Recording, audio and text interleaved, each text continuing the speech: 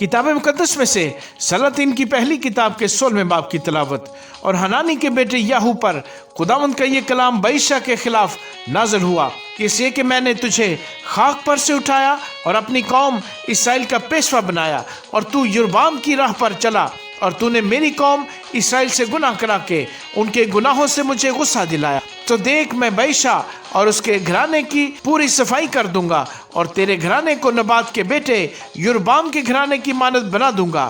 بائشا کا جو کوئی شہر میں مرے گا اسے کتے کھائیں گے، اور جو میدان میں مرے گا اسے ہوا کے پرندے چٹ کر جائیں گے۔ اور بائشا کا باقی حال اور جو کچھ اس نے کیا اور اس کی قوت، سو کیا وہ اسرائیل کے بادشاہوں کی تواریخ کی کتاب میں لکھا نہیں ہے؟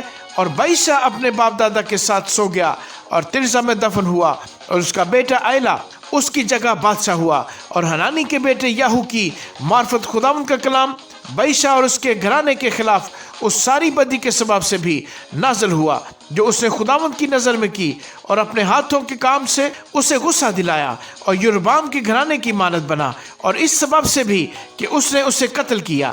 اور شاہ یہودا آسا کے 26ویں سال سے بائشا کا بیٹا ایلا ترزا میں بنی اسرائیل پر سلطنت کرنے لگا، اور اس نے 2 برس سلطنت کی۔ اور اس کے خادم زمری نے جو اس کے آدھے رتھوں کا دروگا تھا اس کے خلاف سازش کی۔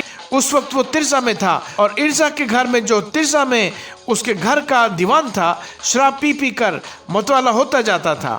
سو زمری نے آسا شاہ یہودا کے 27ویں سال اندر جا کر اس پر وار کیا اور اسے قتل کر دیا، اور اس کی جگہ سلطنت کرنے لگا۔ اور جب وہ بادشاہی کرنے لگا تو تخت پر بیٹھتے ہی اس نے بائشا کے سارے گھرانے کو قتل کیا، اور نہ تو اس کے رشتہ داروں کا اور نہ اس کے دوستوں کا کوئی لڑکا باقی چھوڑا۔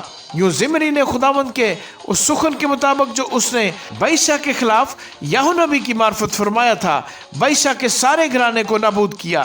بائشا کے سب گناہوں اور اس کے بیٹے ایلا کے گناہوں کے سبب سے جو انہوں نے کیے اور جن سے انہوں نے اسرائیل سے گناہ کرایا، تاکہ خداوند اسرائیل کے خدا کو اپنے باطل کاموں سے غصہ دلائیں۔ اور ایلا کا باقی حال اور سب کچھ جو اس نے کیا، سو کیا وہ اسرائیل کے بادشاہوں کی تواریخ کی کتاب میں قلم بند نہیں؟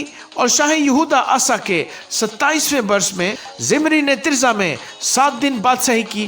اس وقت لوگ جبتون کے مقابل جو فلسطینیوں کا تھا خیمہ زن تھے، اور ان لوگوں نے جو خیمہ زن تھے یہ چرچا سنا کہ زمری نے سازش کی اور بادشاہ کو مار بھی ڈالا ہے۔ اس لیے سارے اسرائیل نے عمری کو جو لشکر کا سردار تھا اس دن لشکرگاہ میں اسرائیل کا بادشاہ بنایا۔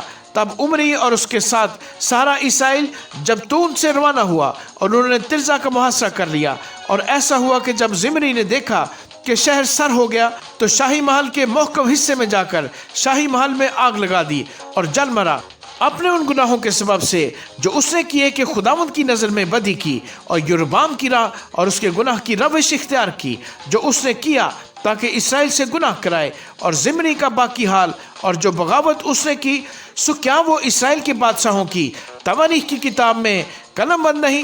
اس وقت اسرائیلی 2 فریق ہو گئے، آدھے آدمی جینت کے بیٹے تبنی کے پیرو ہو گئے تاکہ اسے بادشاہ بنائے، اور آدھے عمری کے پیرو تھے، پر جو عمری کے پیرو تھے ان پر جو جینت کے بیٹے تبنی کے پیرو تھے غالب آئے۔ سو تبنی مر گیا اور عمری بادشاہ ہوا۔ اور شاہ یہودا آسا کے 31ویں سال سے عمری اسرائیل پر سلطنت کرنے لگا۔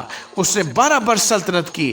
ترزا میں 6 برس اس کی سلطنت رہی، اور اس نے سامریا کا پہاڑ سمر سے 2 کنتار چاندی میں خریدا، اور اس پہاڑ پر ایک شہر بنایا، اور اس شہر کا نام جو اس نے بنایا تھا پہاڑ کے مالک سمر کے نام پر سامریا رکھا۔ اور عمری نے خداوند کی نظر میں بدی کی اور ان سب سے جو اس سے پہلے ہوئے بدتر کام کیے، کیونکہ اس نے نبات کے بیٹے یربام کی سب راہیں اور اس کے گناہوں کی روش اختیار کی جن سے اس نے اسرائیل سے گناہ کرایا، تاکہ وہ خداوند اسرائیل کے خدا کو اپنے باطل کاموں سے غصہ دلائیں۔ اور عمری کے باقی کام جو اس نے کیے اور اس کا زور جو اس نے دکھایا، سو کیا وہ اسرائیل کے بادشاہوں کی تواریخ کی کتاب میں قلم بند نہیں؟ سو عمری اپنے باپ دادا کے ساتھ سو گیا اور سامریا میں دفن ہوا، اور اس کا بیٹا اخیب اس کی جگہ بادشاہ ہوا۔ اور شاہ یہودا آسا کے 38ویں سال سے عمری کا بیٹا اخیب اسرائیل پر سلطنت کرنے لگا، اور عمری کے بیٹے اخیب نے